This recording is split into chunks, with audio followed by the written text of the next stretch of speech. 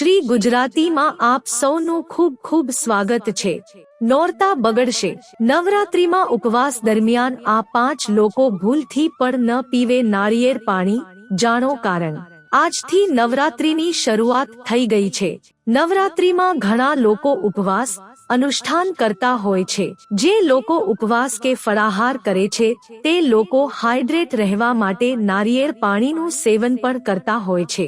આમ તો નારિયેળ પાણી સ્વાસ્થ્ય માટે ખૂબ સારું છે, પણ ખાસ ભૂખ્યા પેટે અને અમુક લોકોએ તેનું સેવન ના કરવું જોઈએ। નારિયેળ પાણી સ્વાસ્થ્ય માટે સારું છે। તેને કુદરતી ડ્રિંક તરીકે ઓળખવામાં આવે છે। નારિયેળ પાણી નેચરલ, ઓછી કેલરી, ઓછી ખાંડવાળું હોવાને લીધે શરીરને ઇલેક્ટ્રોલાઇટ્સ અને પોટેશિયમ, મેગ્નેશિયમ અને ફોસ્ફરસ જેવા ખનિજો પૂરા પાડે છે। જો કે તેના ફાયદા હોવા છતાં નારિયેળ પાણી કેટલાક લોકો માટે હાનિકારક હોઈ શકે છે।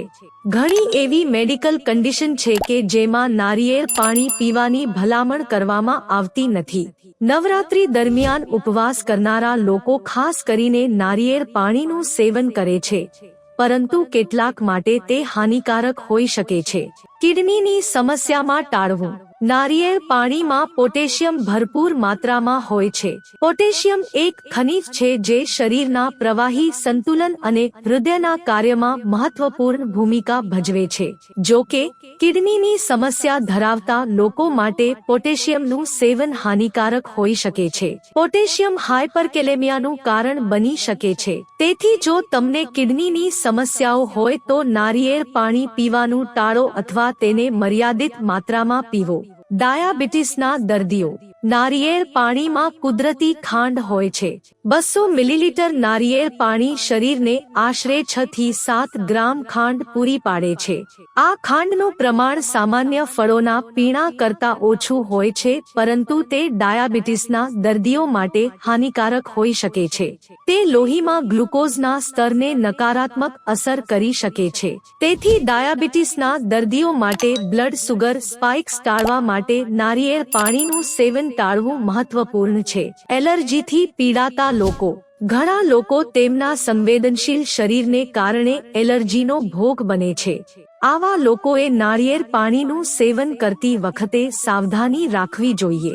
નારિયેળ પાણી પ્રત્યે એલર્જીક પ્રતિક્રિયાથી ખંજવાળ, સોજો અને ફોલ્લીઓ જેવા લક્ષણો થઈ શકે છે। શરદી અને ખાંસીમાં। આયુર્વેદ અનુસાર નારિયેળ પાણી ઠંડક આપે છે।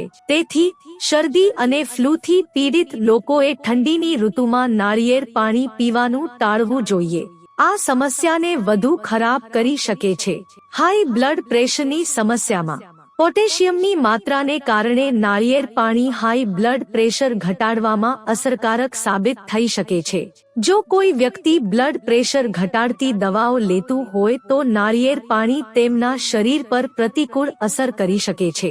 આનું કારણ એ છે કે બ્લડ પ્રેશરની દવાઓ શરીરને પોટેશિયમ પૂરું પાડે છે અને નારિયેળ પાણી પીવાથી શરીરને વધુ પડતું પોટેશિયમ મળી શકે છે, જેના કારણે હાઇપરકેલેમિયા નામની સ્થિતિ થઈ શકે છે।